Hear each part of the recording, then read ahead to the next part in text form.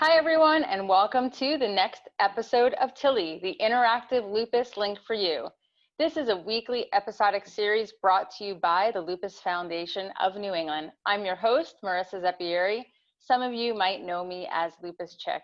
Today, I am so excited to bring on two guests this time for this episode of Tilly. We have Gracie Gilardi and also Dana Valetti. And they are two incredible younger women that have been diagnosed with lupus. They're going to share a little bit about their stories with us. We're going to talk a little bit about college life and what that is like living with a chronic illness, and also just some inspiration, some tips and advice from them for any of you that might be in the younger range of being diagnosed with lupus and trying to figure out how to navigate either teenage years, college years, early 20s. So I'm really looking forward to this episode. I want to thank you ladies both for being here with us today. No problem. Thanks for having us. So Grace, I think we're going to start with you. It would be great if you can just tell us how long you've had lupus, what your symptoms were like, and just sort of what the whole diagnosis process was like for you. Sure. So I actually don't technically have lupus, but I have an autoimmune disease. And when I was diagnosed around when I was 12, they diagnosed me with mixed connective tissue disorder, and it kind of became a culmination of everything that I had. It related to the numbers and my blood cell counts and my arthritis and my Raynaud's syndrome, and overall just my body operating differently than everybody else. And I became connected to the Lupus Foundation of New England when I started to struggle with my autoimmune disease, because I have family members that have lupus and a family history of lupus. So it became a place for me to kind of connect to what could be my future, and it still possibly could be my future. My symptoms have always just been, it's different than others. Colds hit me like a truck, and a cold that would last other people 3 days lasts me 2 weeks at least. Especially being in college, I got sick 10 times more. I was almost always sick at school. And the main symptoms for me have just been the low immune system, as well as the mental health issues that can come along with it, and just feeling different as a kid. But yeah, that's kind of what my journey has been like. And I've gotten better as I've gotten older, but time still tells, and we'll see what happens. Well, I appreciate you sharing that with us. And I think it's really important to actually talk about mixed connective tissue disease, because there are a lot of people, especially in the communities of Lupus Foundation of New England and in Lupus Chick, that is their diagnosis right now. And they don't know if in the future their tests might show positive for lupus, but a lot of the symptoms obviously overlap. So I'm curious, when did you sort of notice, like an age of when you noticed like something was not right, you weren't feeling well, and sort of what was your family like, or the support system around you like? So what was that time like for you? Sure. So in around third grade, I was diagnosed with Raynaud's, and then as time went on, I would say sixth grade, seventh grade, when I was about 12 years old, my pediatrician recommended that I go see a specialist to check on things, because she recognized that my family had a history with autoimmune. And then that's when I started the process of being diagnosed with mixed connective tissue. It took a couple of years, but finally got to that. But my support system around me has always been absolutely amazing, especially with my mom's side, because they understand. Two of my mother's sister, my mother's cousin, and then my mom's mom all had lupus. So it's been a really great support system. And when I got to high school, I was finally really open to talking about it and sharing my stories with others. And I got a lot of support and encouraging messages about the bravery that can come along with talking about it, rather than feeling so isolated and different. So I've definitely had nothing but love come from people and my team around me. Oh, I love hearing that. That's awesome. I think support obviously is a huge aspect of living well with chronic illness. And I think also when you're younger and you're around healthy peers, I think it's easy to sort of like isolate yourself and not want to discuss it or not seem like you're different from other people. But it's amazing when you are open and you are authentic and transparent, just the people that come around you and offer you encouragement and love. So, and I love that you have the family aspect. Obviously, it stinks that there's such a heavy lupus, obviously genetic component within your family, but I think it also, you were talking about mental health a little bit earlier. The mental health aspect of being around people that understand exactly what you're going through, I think helps you just get through a challenging time. So I appreciate you sharing that with us. I definitely have some more questions for you, Gracie. We're gonna pop over to Dana really quick. So I would love if you could share with us a little bit about your story, how you were diagnosed, kind of an age range, and what your journey has been like. Okay, so my journey started this summer going into 8th grade. I went to a water park one day and I felt really sick. I thought I had like the stomach bug or something. So I came home and kind of was going through the motions, when you have a stomach bug, all that yucky stuff. And then it just kind of didn't get better. So a week went by, 2 weeks go by, and doctors are just kind of saying, oh, it's just a bug, it's just a virus, it'll pass. And then it didn't pass, obviously. And I ended up getting misdiagnosed with GI issues. So they were treating me for that for like 6 months. And a diagnosis did come at the end of that 6 months. But in the meantime of that, it was me going to the hospital because of repercussions from like being treated for something I didn't have. And doctors kind of just dismissing me, like, there's nothing else going on. This is right. You're just making it up, because I was, 13, 14. So that was like really frustrating for me because I was getting sicker and sicker, but the adults kind of weren't acknowledging that something was amiss. So then at the end of 6 months, I got my diagnosis for lupus and started treatment for that. And prednisone being my main form of treatment, my face blew up like to unrecognizable amounts. So that was probably the toughest part for me, being, you're in your coming of age years and suddenly you look like an entirely different person. And I was going to be starting high school soon. So that was kind of tough for me right in the beginning. Luckily, throughout high school, things were pretty mundane, not really any significant events and flares up until the end. I caught the flu, so I went into a pretty serious flare that affected, I had alopecia, pancreatitis, myositis, hepatitis, basically everything. All the organs were just, freaking out. I was in the hospital for altogether like 6 weeks. I had to take my second half of senior year of high school off, had to learn how to walk again, kind of the whole 9 yards. And since then, throughout college, it's kind of just been the up and down, trying to balance meds, balance life, dealing with the things that pop up here and there as they do. So yeah, for now, everything is calm, luckily, but it's, just the up and down every day, basically.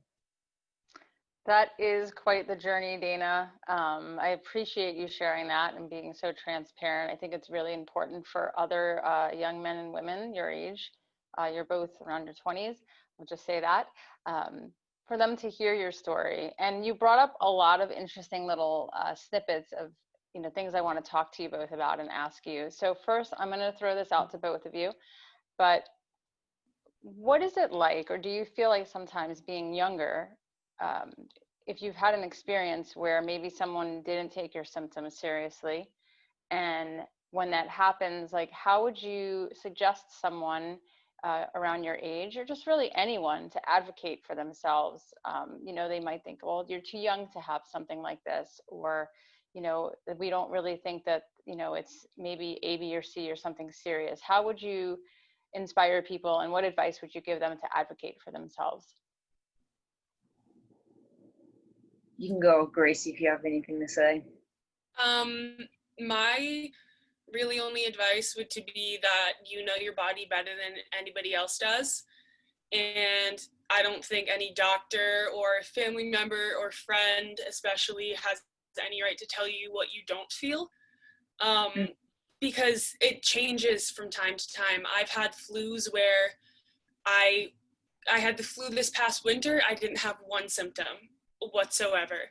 And I had the flu 3 years back, and I was out of school for almost 2 weeks. It's just your body changes and your body reacts differently to different things. And if you have something that bothers you, nobody has the right to tell you that it can't. So I think the best thing is just having open and honest communication with doctors and families, and saying this is something we need to take care of, and making sure those measures are taken to fix that. Absolutely. Dana? So my biggest thing so far, obviously going through college is, enough of a challenge for a normal, healthy person.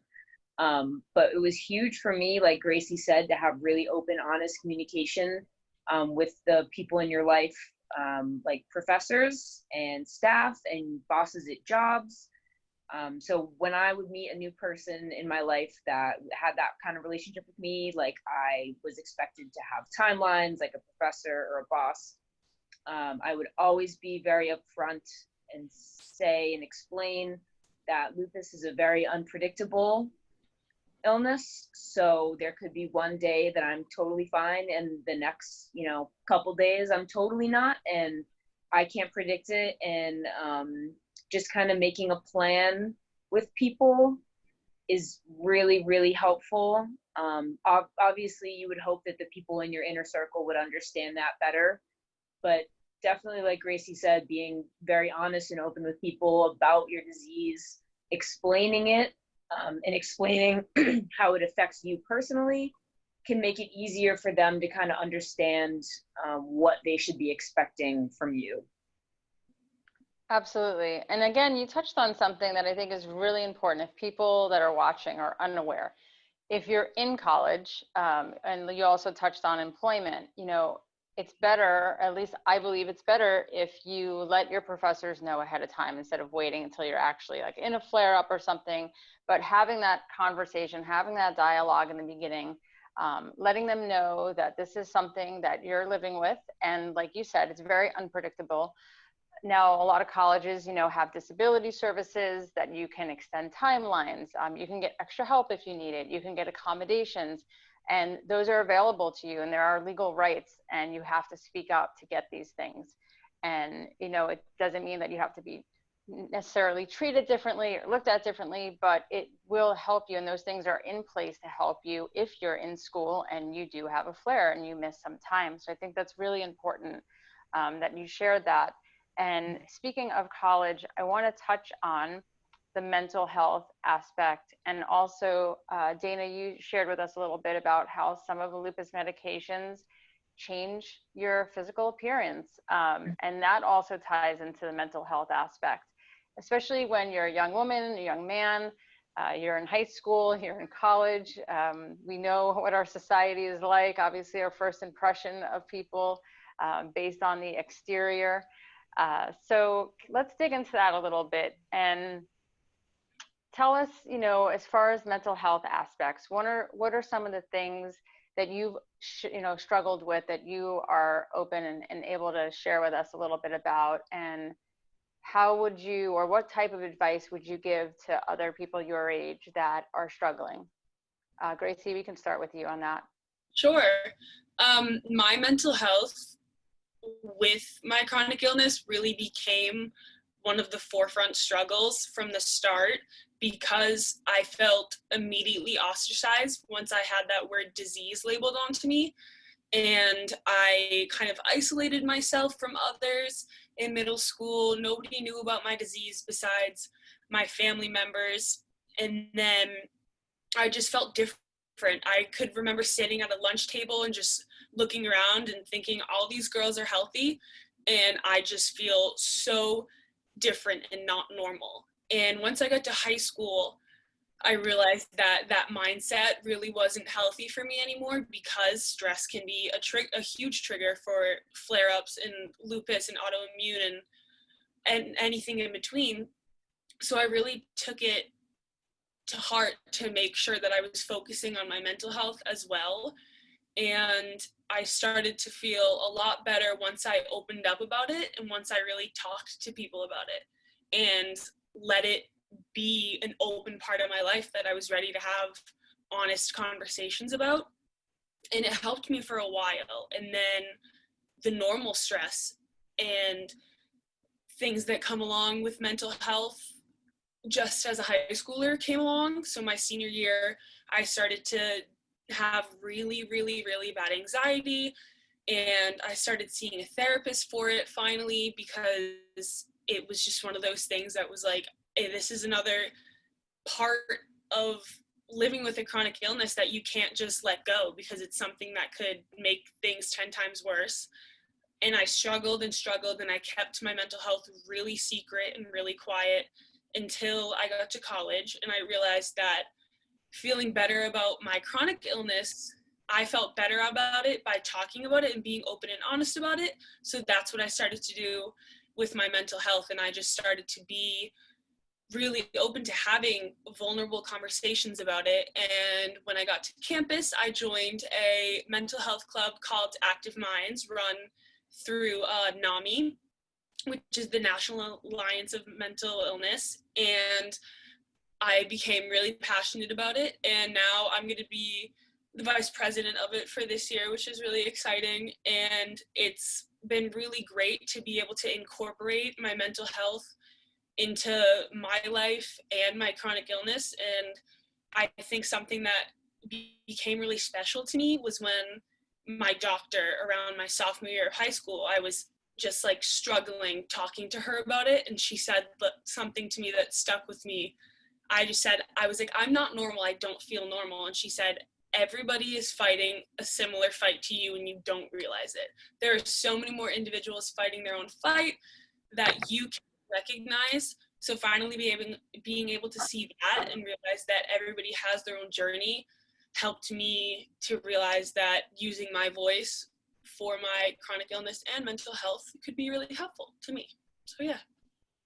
Thank you. No, you're absolutely right. And we want to congratulate you for your work with NAMI and just the vice presidency. And I love, seeing someone that is taking their own struggle and they're turning it into some form of health advocacy and using their story to help others. So congratulations on that.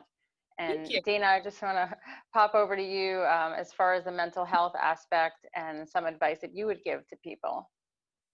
Okay, so I touched on it a little bit earlier. Medications can often affect, your physical appearance.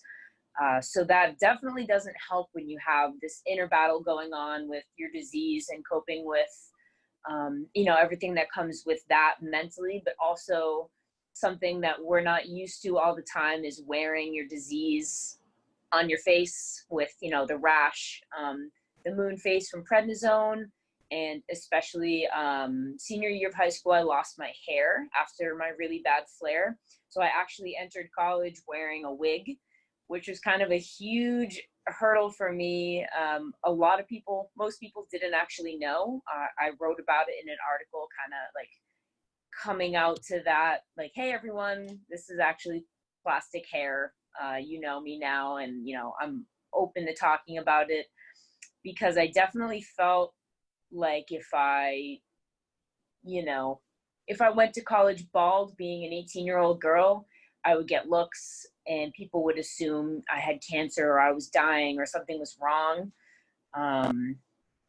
And it was definitely a huge hurdle for me to deal with, being a freshman in college and trying to navigate that whole world while trying to navigate recovery from my really bad flare, and just dealing with all of those things that come with that.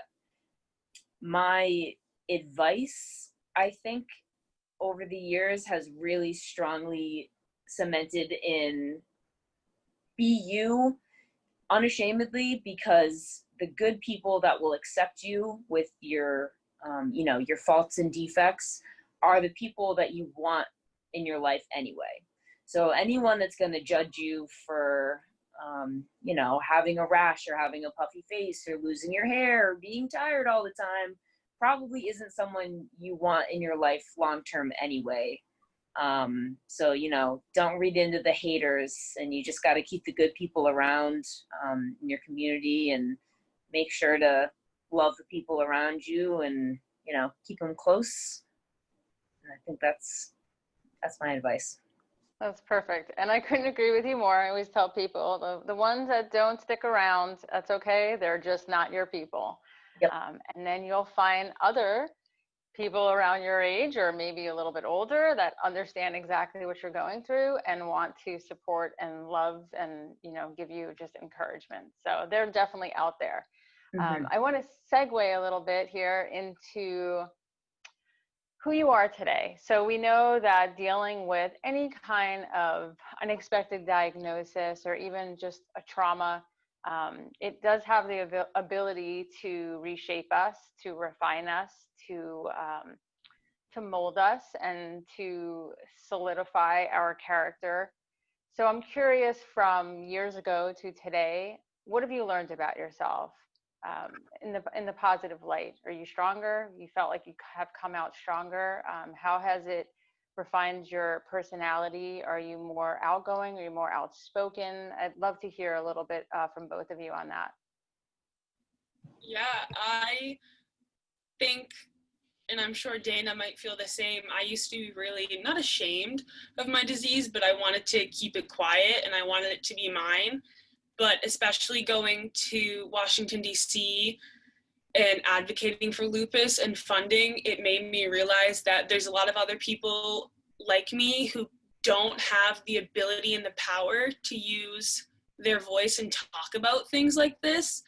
And it made me really proud to own my disease almost and tell people about it. I came back from that trip and I started just telling people about lupus. I started wearing lupus t-shirts and bracelets to make sure people knew about it, because it was something I wanted to spread the word about more than ever. And I wanted people to know, even if I don't actually have lupus, there are so many people that do and struggle and can't use their own voice. So I think going through all of this really made me a louder, stronger, more confident, and just independent individual. And Dana, I'm going to put that same question over to you real quick. Okay. Well, I think everyone that has to fight a chronic illness definitely comes out stronger mentally, ready to tackle more challenges, because we have to basically deal with, life is hard enough as it is, and then you have this whole entire second life to deal with on top of it. So I think it's made me a harder worker, because I know that I will always be fighting that battle alongside whatever other battle I have to face in life. And I think the biggest impact to me personally is I think I'm more compassionate now. Like Gracie mentioned earlier, everyone is fighting their own battle. And I think that really didn't occur to me until, until the thick of lupus. And I was very, very sick. And I kind of realized that everyone has something going on that you don't know about. And, it could be anything. Everyone has their own battle. And so I think just being sensitive to the fact that other people have their struggles and you have yours is really, really important, that you have no idea what's going on in everyone else's life. So I definitely think lupus has made me a more compassionate, understanding, and sensitive person to other people. Well, you're both absolutely incredible young women, and I love the fact that we were able to interview both of you. Before we sign off, I want to just know a little bit about what life is like for Gracie and Dana right now, as far as like college. What did you study? What are you studying? What are your goals and dreams for the future? I'm at Providence College. I'm going to be a sophomore, and I'm studying elementary education to be a teacher. Um, I have a lot of goals and a lot of plans. Hopefully, I'll be able to accomplish probably too many that I can fit into um, my lifetime, but I'm just praying that I can actually accomplish those and that this disease doesn't hold me back at all. And I'm sure I'm just not going to let it, because it's not something I'm willing to let get in the way. Um, but I hope to be teaching in a city or teach wherever life takes me, wherever I want to go. I would love to do a trip to Africa at some time to help set up a mathematics department at a school there. And I want to raise a family and raise compassionate, empathetic kids who know about lupus and know about the struggles of people who have it. Well, that's amazing, Gracie. I have no doubt that you will accomplish all of those things. You're very inspirational, so thank you. And Dana, what about you? So I'm 23. I graduated from the University of New Hampshire about a year ago with a major in communication and a minor in biomedical studies. So I'm hoping to enter the marketing fields in the healthcare worlds. Hopefully, incorporating some of the things that I've learned through being involved with the Lupus Foundation, and see where, the healthcare marketing industry can use me, and, I'll find my way eventually. Absolutely. And I know that your own experience with obviously having medical issues, you're going to really understand how to communicate with people's audiences that are in that world. So I love that. I wish you both the best of luck. And I just want to give our audience the opportunity, if you have an Instagram or something and you want to share it, that they can follow you and be inspired. It'd be great if you can just give us the details. Sure, my Instagram is Gracie Gilardi, GraciGilarde. And mine is D Valletti, DVALLETTI. I'm always open to chat or message if anyone comes across my page and, just wants to slide in. So thank you, ladies, both for sharing your Instagram and offering to be available for anyone that maybe has a question or just needs to reach out to someone and wants to talk to someone. I want to thank you both so much for being here. Incredible young women. I can't wait to just watch you and see all of the amazing things that you continue to do. So thank you for being on this episode of Tilly. And thank you to everyone that's watching. Stay tuned next week for our next episode. Again, Tilly's brought to you by the Lupus Foundation of New England. I'm your host, Marissa Zeppieri. It's been amazing to be here with you, and I hope you all have a wonderful day. Take care. Bye.